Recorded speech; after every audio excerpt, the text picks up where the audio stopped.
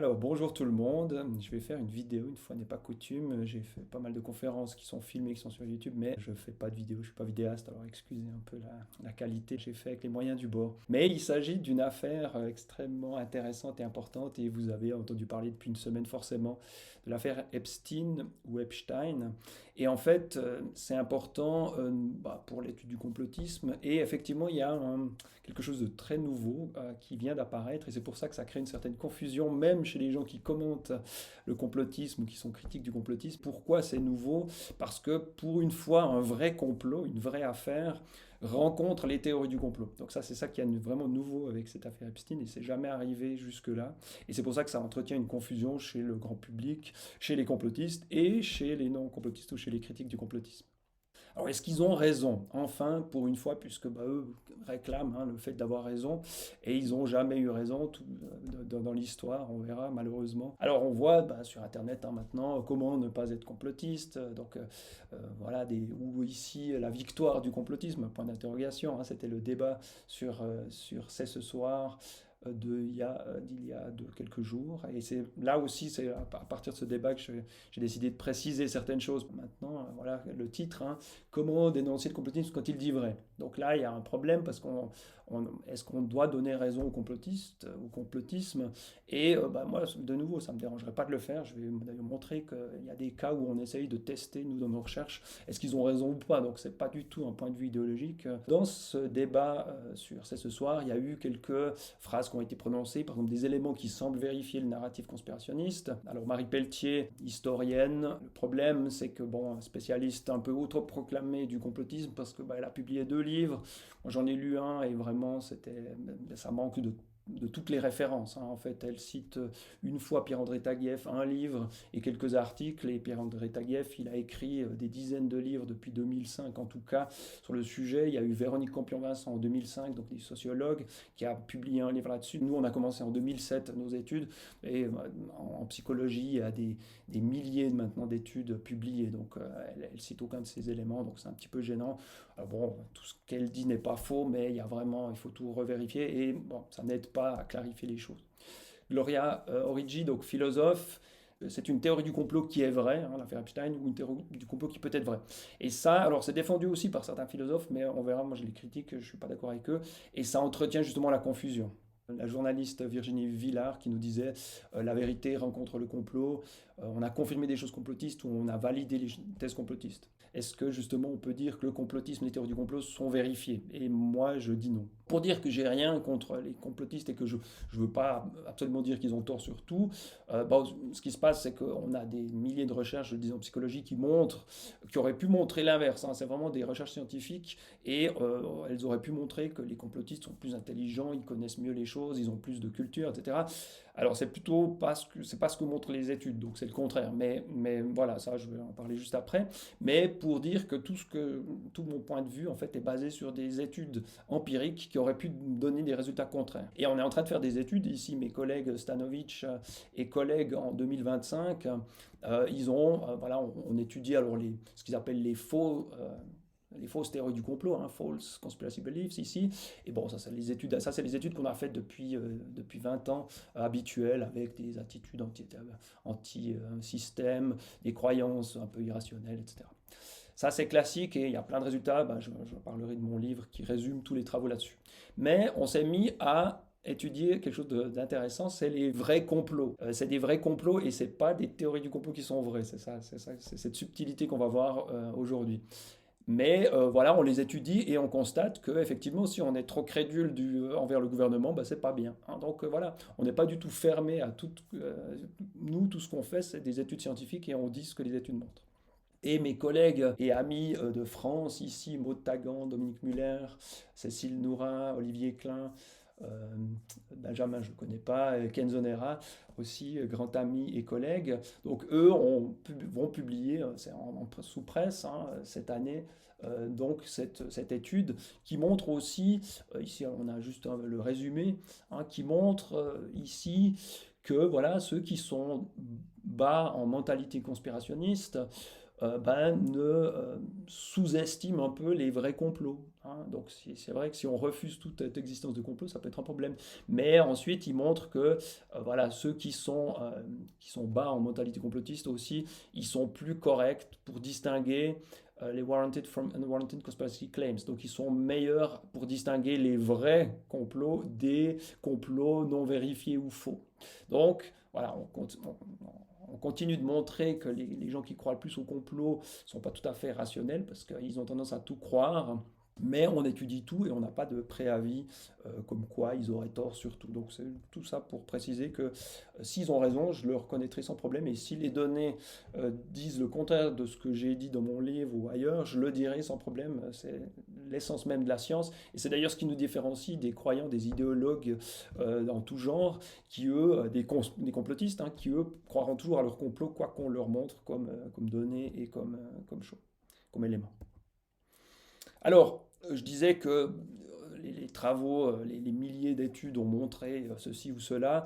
Si ça vous intéresse, j'ai un résumé ici dans ce livre, dans mon livre de 2021.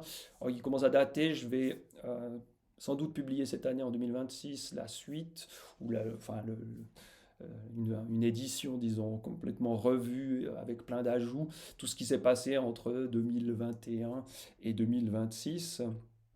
Et ça paraîtra normalement aux presses universitaires de France sous un autre titre, donc ce ne sera pas ce sera pas le même livre, mais ce sera la version un petit peu augmentée et actualisée. Ça s'appellera Dans le cerveau des complotistes, sans doute. Voilà, c'est pas encore sûr et certain, mais ça devrait paraître cette année. Il y aura une nouvelle version. Alors, celles et ceux qui veulent voir un peu plus en détail ce que je défends sans acheter forcément le livre, il y a ici sur mon site, donc ici persounivre.ch, vous avez l'adresse ici, Chronique du complotisme, où j'ai résumé ce livre et il y a d'autres sujets que j'aborde. Et enfin, cette année, on va aussi publier ce livre avec des dessins un peu humoristiques sur une trentaine de théories du complot qui sont un petit peu expliquées et décryptées, avec Gilles Belvaux qui dessine. Alors, tout le problème hein, de cette discussion qu'il y a depuis la divulgation de tous ces documents. Il faut faire attention à cette confusion entre les vrais complots et les théories du complot. Alors certains vont dire hein, qu'il y a des théories du complot vraies et fausses, et moi je ne suis pas de cet avis. Donc ici, il y a vraiment un enjeu, un enjeu de définition, qu'est-ce qu'une théorie du complot, qu'est-ce qu'un vrai complot, et c'est évidemment très important. Vrai complot, bah, c'est pas nouveau, mais c'est ici le Watergate, un Nixon qui met sur écoute le Parti démocrate, donc c'est totalement illégal. Et il a été des journalistes ont enquêté, hein, pas des complotistes. Il n'y avait pas de théorie du complot sur le Watergate. De nouveau, on verra, c'est le cas de tous les vrais complots. Et c'est des journalistes, des enquêteurs et enquêtrices professionnels qui enquêtent et qui trouvent un vrai complot. Et les théories du complot, alors voilà, par exemple ici, on veut nous faire croire que la Terre est ronde alors que voilà une photo qui est pas photoshopée. Mais il y a des théories du complot évidemment qui sont plus plausibles, on en parlera. Hein, et on nous reproche parfois quand on parle de théorie du complot de prendre toujours la Terre plate parce que c'est une des plus extrêmes. Mais on verra que les autres sont basés sur les mêmes principes. Donc c'est pas forcément un abus de parler de la Terre plate puisque les défenseurs et défenseuses de la Terre plate utilisent les mêmes arguments que les théories du complot plus plausibles, comme Kennedy, comme Big Pharma ou comme celles qui sont liées à l'affaire Epstein. Le problème de cette confusion vient de la définition. Qu'est-ce qu'on entend par théorie du complot et est-ce qu'il faut inclure dans les théories du complot les vrais complots? Et là, justement, il y a il y a deux écoles et on va voir que moi, je préfère nettement l'une des deux parce qu'elle est beaucoup plus claire. La première école, hein, on va voir, elle entretient la confusion. C'est-à-dire, il y a des théories du complot, il y en a qui sont vraies, il y en a qui sont fausses, donc tout le monde peut croire à tout ce qu'il veut. Et ça, c'est un gros problème. Donc en fait, la première définition, une des premières, hein, ici en 1999, le philosophe Quillet, nous disait c'est une explication de certains événements historiques en termes de complot. Si vous utilisez cette définition neutre, c'est une explication par le complot, bah, évidemment vous pouvez inclure les vrais complots. Hein. Le Watergate, voilà, c'est une action historique en termes de complot. Mais Quillet ajoutait, en fait, quand on parle de théorie du complot, ici j'ai mis TC, on parle de celles qui ne sont pas justifiées. Et lui utilise ce terme unwarranted. Et lui donne des critères en plus hein, dans cette définition pour dire lesquelles c'est qui ne sont pas justifiées. Et ils nous donnent en tout cas deux critères. Elles vont à l'encontre d'une version officielle ou évidente, consensuelle. Et les données erratiques sont les éléments de base, des anomalies apparentes de la version officielle. Ça, c'est très important parce que justement, c'est ce qui fait la différence entre les théories du complot, c'est celles qui sont basées, qui sont injustifiées et basées sur des données erratiques, et les vrais complots, hein, qui seraient justifiés. Et on verra qu'il n'y a pas seulement une différence de définition, mais il y a une différence de méthode chez les gens, soit qui enquêtent sur des vrais complots, ou sur des complots existants, et ou les complotistes. Et moi, j'ai modifié cette définition pour arriver ici en 2021 à cette définition. D'abord, ce n'est pas seulement des explications, les théories du complot. C'est des explications, ça explique certaines choses, mais il faut aussi rappeler que c'est des accusations graves, voire très graves. Et ça, parce qu'on nous dit, mais complotiste, théorie du complot, c'est connoté négativement, vous insultez les gens, vous les dénigrez. Ce qui est un peu vrai, parce que même eux reconnaissent, et on reconnaît que c'est connoté négativement, mais c'est connoté négativement non pas parce qu'on le veut, mais parce que les études montrent qu'il y a des graves lacunes. Il y a des lacunes de mode de pensée, il y a des... voilà, on voit bien que, par exemple, les complotistes croient à plein de choses non vérifiées, comme des croyances paranormales, l'astrologie, etc. Donc c'est des tendances, évidemment. On l'a vu, ces croyances paranormales sont liées aux croyances complotistes, et ça, justement, c'est pas un dénigrement, c'est les recherches qui le montrent.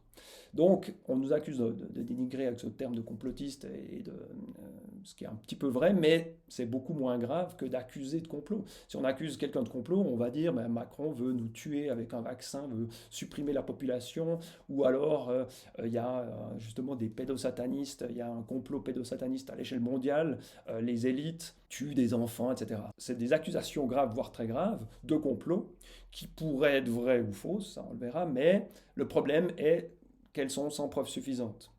Dans les théories du complot, je dis bien. Donc dans l'affaire Epstein, évidemment, on n'a pas seulement des théories du complot, c'est aussi un vrai complot.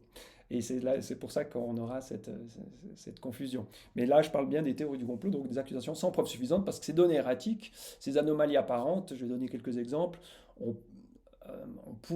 ça pourrait être un complot, mais ça pourrait être autre chose. Et donc, ce sera toujours insuffisant pour être sûr que c'est un complot. Et c'est pour ça qu'on critique les théories du complot.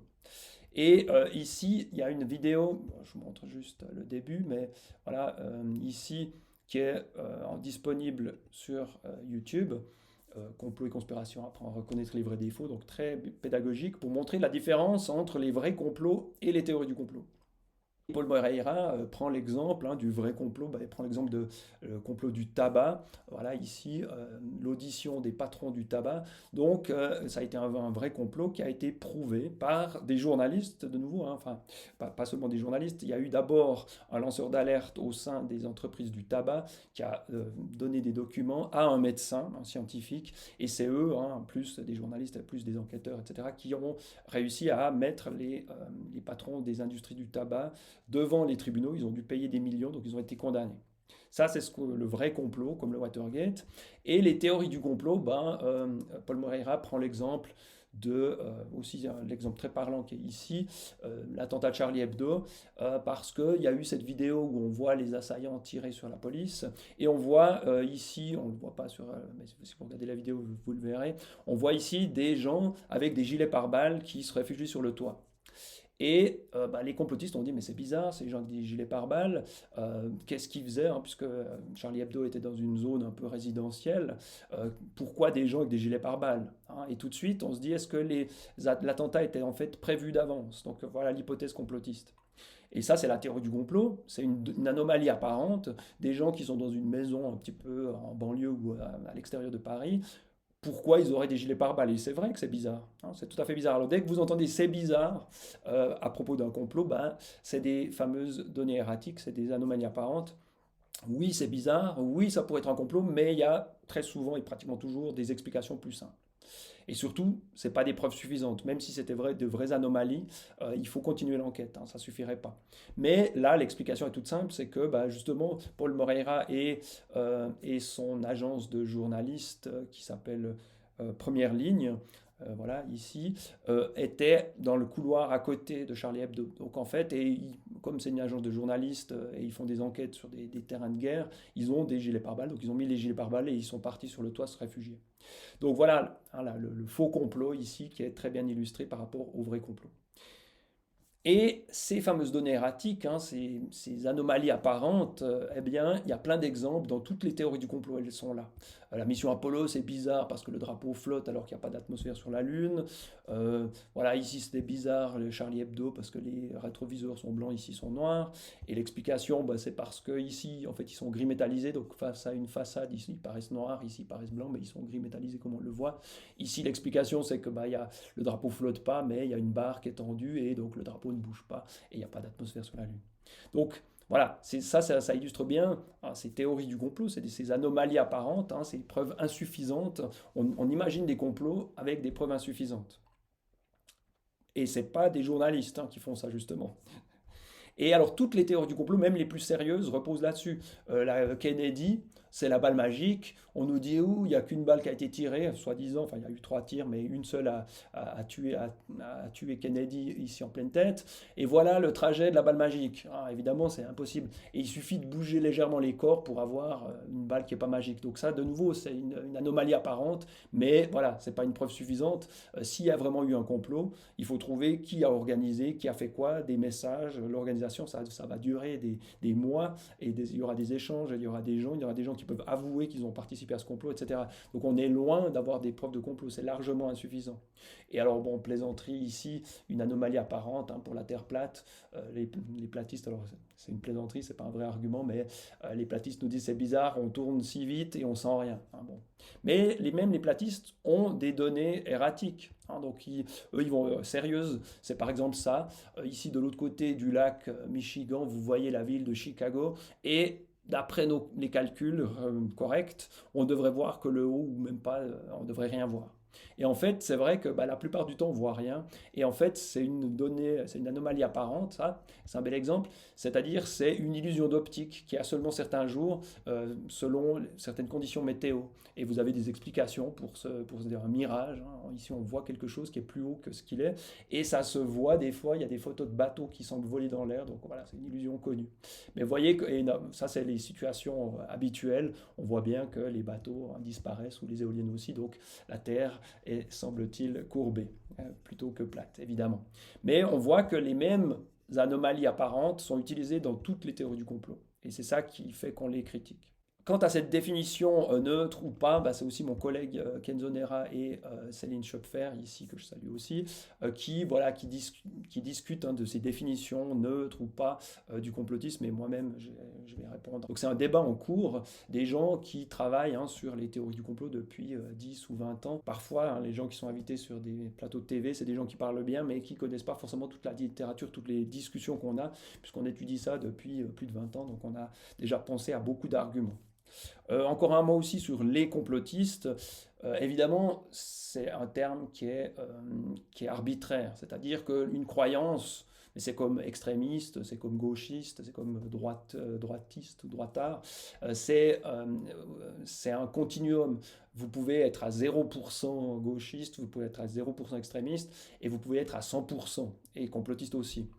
Donc ça va de 0 à 100%. C'est pour ça que d'appeler certaines personnes, c'est délicat. Mais en général, on peut dire qu'on désigne certaines personnes. Par exemple, ici, j'ai un sondage où on posait la question, on avait 10 théories du complot et on demandait aux gens, est-ce que vous y croyez ou non? C'est un sondage IFOP de 2018. Et là, vous avez des pourcentages. Alors les pourcentages peuvent varier selon comment on pose les questions, mais les gens qu'on va qualifier de complotistes, c'est évidemment les gens qui croient entre 5 et 10 théories du complot. Donc ils ont tendance à, et ici c'est une minorité assez importante, hein, c'est des fois 30%, etc., 20%, et ceux-là, on va les appeler les complotistes. Évidemment, les autres, bah, c'est des sceptiques qui croient peut-être à quelques théories. Voilà, les complotistes, c'est vraiment ici des gens qui ont tendance à tout interpréter en termes de complot. Il y a un réchauffement climatique, non, c'est un complot. Il y a la guerre en Ukraine, non, c'est un complot. Il y a le Covid, non, c'est un complot, etc. Donc là, on voit bien cette mentalité qui apparaît. Et alors, cette définition des théories du complot avec les données erratiques nous permet de distinguer deux choses qu'il ne faut pas confondre à l'origine de toute cette confusion sur l'affaire Epstein. C'est ce que, alors pour utiliser des termes un peu plus faciles à comprendre, j'utilise des termes de religion du complot. C'est des croyances ou des accusations de complot sur base de preuves insuffisantes, ces fameuses données erratiques. C'est pas des vrais contre-pouvoirs, on verra, ils sont fantaisistes et même peut-être dangereux parce qu'ils minent la confiance dans les institutions démocratiques, on le voit avec le Capitole, etc. Donc croire à toutes les théories du complot, ça peut devenir même dangereux, on le verra en conclusion.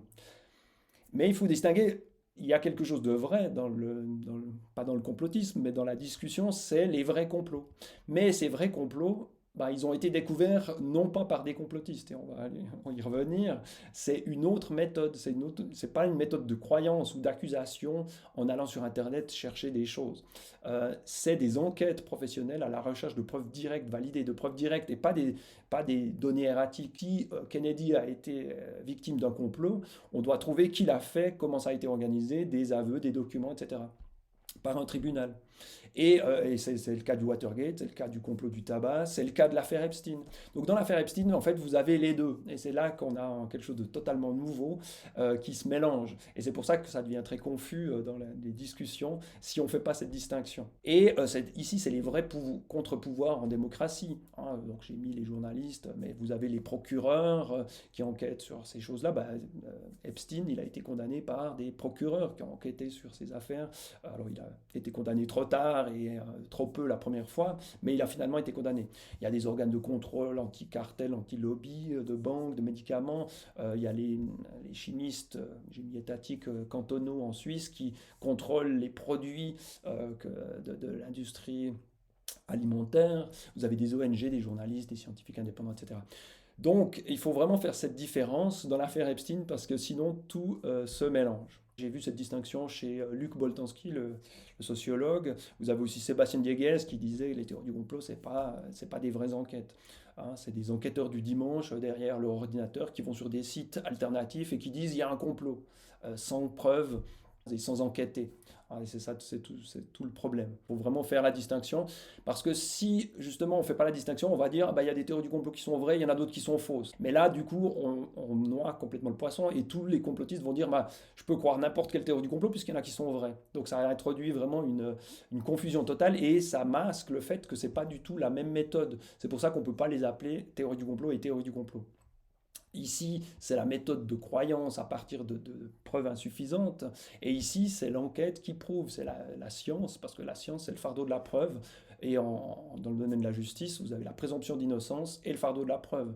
Hein, donc, c'est vous devez prouver la culpabilité. Comme en science, si vous voulez remplacer une théorie par une nouvelle, vous devez prouver que votre nouvelle théorie, elle explique tout ce qu'explique l'ancienne, plus des nouvelles choses. Donc, vous avez aussi le rasoir d'Occam et le fardeau de la preuve en science. Hein. Donc, c'est pour ça qu'on a ici ces principes rationnels qui sont à la fois scientifiques et juridiques. Donc, il faut relever que tous ces vrais complots n'ont jamais été découverts par des complotistes. Il n'y a pas eu de site complotiste. Alors si ça arrive un jour, on le dira. Hein, mais même l'affaire Epstein, c'est pas, voilà, c'était pas, il n'y a pas eu de site complotiste parce qu'il aurait pu y en avoir dans les années 90-2000. C'est là qu'il y a eu les premiers témoignages de femmes qui ont été violées ou de filles qui ont été violées. Et alors là aussi, on verra, hein, il y a un problème, c'est que les gens riches, ils ont une certaine impunité. Et il y avait aussi, hein, c'était l'ère avant MeToo, donc il y avait aussi une impunité des hommes par rapport aux femmes. Et donc, il n'y a pas eu de site complotiste qui dénonçait cette affaire. Dans les années 2000, c'était le complot du 11 septembre. Hein, donc, les complotistes étaient occupés à d'autres complots dont on n'a toujours pas de preuves et qu'on peut penser qu'ils sont effectivement fantaisistes. Dans l'affaire Epstein, il y a un vrai complot, mais qui a été découvert par la science du complot. C'est ce scandale pédosexuel impliquant des milliers de victimes, découvert par des journalistes, procureurs, etc., avec des preuves validées par les tribunaux. Il a été condamné une première fois en 2008, nettement insuffisamment. Il a réussi, mais en 2019 quand même, de façon un peu plus sérieuse. Alors, sans doute trop tard, hein, ça c'est le problème de la justice, et des contre-pouvoirs. Mais ça, c'est la réalité. Et cette relative impunité, hein, parce qu'il a quand même été finalement emprisonné, mais voilà, il avait beaucoup d'amis, il avait des relations d'argent avec plein de gens, il avait aussi des relations avec le scandale pédosexuel, donc il pouvait aussi avoir des appuis. Alors il y a aussi une zone grise, hein, avec des gens qui ont échangé des messages, et on le voit sur le site, où on peut lire tous ces fichiers Epstein. Et il y a eu des démissions, donc il y a des gens qui sont un peu compromis, mais Pour punir les coupables, il faudra le prouver. Et les journalistes le disent, on n'a pas de preuve avec ces fichiers Epstein. Même un mail, c'est pas forcément une preuve, parce qu'il faut d'abord voir s'il est authentique, il faut ensuite aller enquêter. Et alors un autre problème réel, c'est ces scandales financiers qui sont ici, qui sont aussi dans les papiers Epstein. On voit qu'il y a l'idée de faire des sociétés offshore pour gagner plus d'argent, soustraire le maximum d'argent. Et ça, effectivement, les inégalités sociales, ces vrais scandales, ça favorise aussi le complotisme, bien sûr. Mais on voit que ici, les complotistes n'ont rien à faire, et n'ont à part à désigner de fausses cibles ou de faux coupables. Et c'est tout là le problème. Et d'ailleurs, ici, on peut rappeler que les gens qui luttent réellement, professionnellement contre la pédocriminalité, voilà, ils disent alliés embarrassants, c'est-à-dire même pas alliés du tout. C'est-à-dire que si vous accusez tout le monde de faire partie de réseaux pédosatanistes, eh bien, vous n'êtes pas en train de faire une enquête, vous ne pouvez même pas punir les gens parce que vous n'avez pas de preuves, vous balancez n'importe quelle accusation sur Internet. Donc c'est totalement inutile, contre-productif et même dangereux, comme j'en parlerai dans la conclusion. Donc voilà, ici on parle d'autre chose que des théories du complot. Et il faut bien faire la différence dans l'affaire Epstein, parce qu'il y a ça, mais il y a aussi, la religion du complot. Alors, dans l'affaire Epstein, on a entendu Fabrice Arifi ou Virginie Villard, qui, eux, enquêtent et qui nous disent prudence, un mail n'est pas une preuve, il faut le temps long de la vérification des faits, donc il ne faut pas aller sur Twitter et balancer tout le monde en disant voilà les coupables, le réseau, etc. La recherche de preuves, Virginie Villard parle de fil à tirer pour voir ce qui vient, donc ces documents, c'est des fils à tirer, c'est-à-dire qu'il faut enquêter, il faut trouver d'autres preuves. Ce n'est pas du tout des preuves suffisantes et on peut rien en tirer, il faut être enquêteur ou enquêtrice professionnelle. À ce stade. Alors, les complotistes ne le sont pas, donc c'est aussi leur frustration, c'est-à-dire qu'eux, ils ne pourront pas participer à la fête. Ils peuvent juste croire différentes personnes et peut-être qu'ils auront raison d'avoir cru un tel et un tel, mais en croyant à tous les complots, vous allez vous tromper le plus souvent. C'est ça le problème, ça on le verra aussi. Et justement, l'affaire Epstein, elle ouvre aussi la porte tout grand à la religion du complot. Et c'est pour ça qu'on a un problème, qu'est-ce qui est vrai, qu'est-ce qui est faux. Et la religion du complot, c'est les complotistes qui disent on avait raison, ceux qui croyaient à des réseaux pédosatanistes des élites, comme dans le Pizzagate ou QAnon, dans les années 2016-2018, ou pendant la pandémie. Donc il y a un complot pédosataniste des élites, c'est la preuve, l'affaire Epstein. Et certains vont dire il y a un lien avec le Mossad, donc maintenant ils le disent sur X, il y a des liens avec Macron, c'est faux, etc. L'ensemble de l'élite est impliqué, donc là aussi il y a une exagération complotiste. C'est pas un réseau, il n'y a pas un complot pédosataniste de l'ensemble de l'élite. Il y a beaucoup plus de gens, alors ça j'en parlerai après, l'immense majorité des gens ne sont pas dans les fichiers Epstein, et ne sont pas coupables, et n'ont jamais eu de lien, ou alors des liens seulement financiers, où certains ont justement coupé tous les liens dès les premières accroches d'Epstein. Epstein a essayé de contacter tout le monde, il voulait parler à tout le monde, il finançait des scientifiques, il finançait des œuvres même de philanthropiques. Donc voilà. Mais donc on n'est pas du tout dans un gigantesque complot pédosataniste. On est dans une minorité. Heureusement, une minorité de l'élite qui se livrait à ces actes délictueux. Et il y a des réseaux pédophiles aussi ailleurs dans la société. Si on commence à croire sans prouver, c'est vraiment cette distinction méthodologique, moi j'appelle ça la démarcation méthodologique entre les vrais complots et les faux complots, entre la science du complot et la religion du complot, entre les théories du complot et les vrais complots. Cette distinction méthodologique, c'est entre croire et prouver. Et ici, alors on peut croire toutes sortes de choses. Et d'avoir cru à un réseau pédosataniste, Gloria Origi, qui nous dit que voilà, on valide les thèses complotistes, où elle disait il y a des théories du complot qui sont vraies, mais non, parce que si vous croyez qu'il y a un complot pédosataniste des élites en allant sur des sites non vérifiés et en pensant que tout le monde est impliqué, vous n'aurez pas vraiment raison, vous aurez un petit peu raison, en apparence raison, mais pour de mauvaises raisons, parce que vous n'aviez pas les preuves. Maintenant, on a des emails qui sont même pas encore des preuves définitives, donc il faudra aussi des condamnations, des enquêtes réelles pour savoir s'il y a eu vraiment des crimes. Donc, avoir raison pour de mauvaises raisons, c'est avoir tort, hein, ça faut le dire, parce que si vous... Et c'est le problème du complotisme, c'est que vous croyez à tous les complots sans preuve suffisante. Donc, fatalement, vous aurez raison par chance, parce que si d'autres que vous, c'est pas les complotistes, c'est les vrais enquêteurs qui vont trouver des vrais complots, et vous allez dire, ah, on avait raison depuis le début. Non, avoir raison pour de mauvaises raisons, on donne l'exemple d'une montre arrêtée qui donne l'heure 2 fois par jour, et l'autre exemple que je donne, c'est l'astrologue qui fait plein de prédictions. Il y en a 2 ou 3 qui se vérifient en apparence et on va dire ah bah oui j'avais raison. Non, parce qu'il avait tort sur tout le reste. Et dans la vision du monde complotiste, on a cette idée populiste, hein, qui est aussi celle du populisme, et il y a des liens entre complotisme et populisme évidemment. On a cette idée du bon peuple, hein, de la lutte contre les méchantes élites.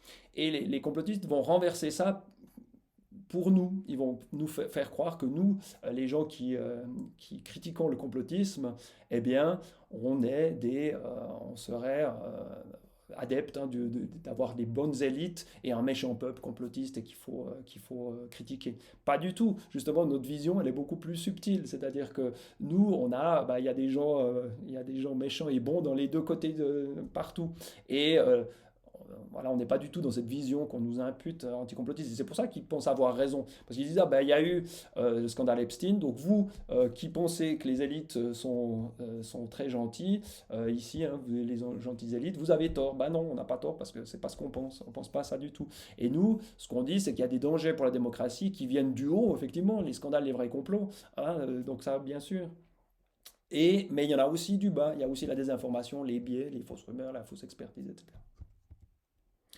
En conclusion de tout ça, il est clair que les vrais complots, hein, qui sont détectés par une autre méthode, nourrissent le complotisme. Et c'est ce que j'appelle des fois l'apparent fond de vérité du complotisme.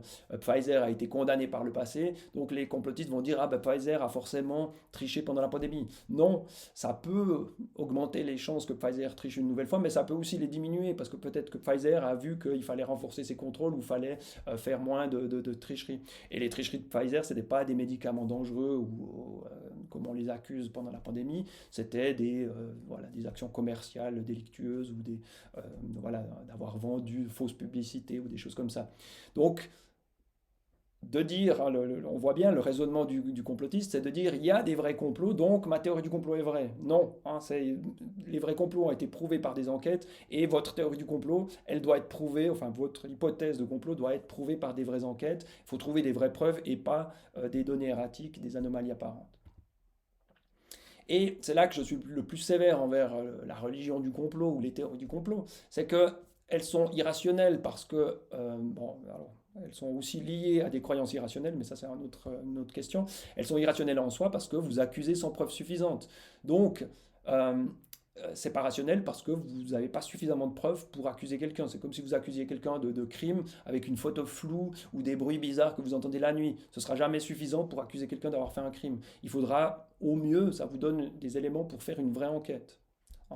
Alors inutile parce que justement, si vous accusez sans preuve suffisante, bah, ce ne sera pas utile parce que justement, et même contre-productif, parce que même si vous avez raison, vous accusez quelqu'un de complot, et même si vous avez raison, eh bien le responsable, puisque vous avez des preuves insuffisantes, il aura le temps de faire disparaître les vraies preuves. Donc en plus, même si les théories du complot étaient vraies, si vous les diffusez sur Internet et que vous ne faites pas d'enquête, bah, c'est contre-productif parce que ça permet aux gens qui sont coupables d'effacer les autres preuves. Et dangereuse parce que si vous croyez à tous les complots, bah, vous perdez cette confiance minimale dans les institutions démocratiques qui est nécessaire à la démocratie. Et on voit bien avec la dérive du Capitole, Trump ou Bolsonaro au Brésil, on voit bien ces attaque à la démocratie du complotisme, parce que vous commencez à croire à tous les complots, à accuser tout le monde sans preuve suffisante, et vous ne faites pas confiance aux contre-pouvoirs. Ce qu'il faudrait, c'est évidemment défendre les contre-pouvoirs. Donc dangereux pour la démocratie, on le voit très bien, et inutile, contre-productif dans la lutte contre la pédophilie, on le voit aussi, les professionnels le disent. Attention, on critique bien la religion du complot, hein, donc on ne critique pas les vrais contre-pouvoirs et ce que j'ai appelé ici la science du complot. Et là, on est bien sûr pour les renforcer, donc on est d'accord ici avec les complotistes, sauf que les complotistes veulent se substituer à ces contre-pouvoirs rationnels, et ça, c'est pas possible. Pendant la pandémie, hein, on nous disait, mais même le terme de complotiste qui est négatif, c'est pour voilà, décrédibiliser toute opposition éventuelle. Et moi j'ai dit non, non, complotiste, voilà ce que ça veut dire. C'est portant de graves accusations sans preuve suffisante sur Internet et afin de le suggérer un peu de prudence. C'est pas forcément qu'ils ont forcément tort, mais enfin, on peut imaginer que oui, ils ont en grande partie tort, mais surtout prudence et attendre la fin de l'enquête. Une fois qu'il y a eu une enquête et que vous avez des preuves, vous pouvez affirmer l'existence d'un complot. Et alors, ils peuvent changer de méthode, hein, c'est-à-dire que tout le monde, enfin, c'est difficile, justement, c'est beaucoup plus difficile d'être un vrai lanceur d'alerte ou une lanceuse d'alerte comme Erin Brockovich. Il faut se consacrer à un seul complot ou un seul soupçon pendant des années, pendant 10 ans. Il faut aller dans la vraie vie, enquêter et aller devant les tribunaux jusqu'à prouver ce qu'on avance. Donc, on voit bien que c'est beaucoup plus facile hein, de croire à des complots derrière son écran, et c'est tout le problème du complotisme. Et enfin, critiquer les théories du complot, hein, c'est pas faire taire toute critique sociale, c'est justement le contraire de ce que dit ici ce même du complotiste. Euh, Justement pas. Hein. Quand on critique les théories du complot, même, c'est le contraire. On améliore, on renforce la critique sociale, puisqu'on critique la mauvaise critique. Mais on encourage la vraie critique, la science du complot. Donc on critique la religion du complot, mais on ne critique absolument pas la science du complot, au contraire. Et voilà donc, prudence, hein, ici avec les croyances et l'intuition, nos croyances en tout, pas seulement au complot, et fardeau de la preuve, c'est ce qui différencie, c'est vraiment la méthode, prouver ce à quoi on croit. Voilà, je vous souhaite une bonne soirée.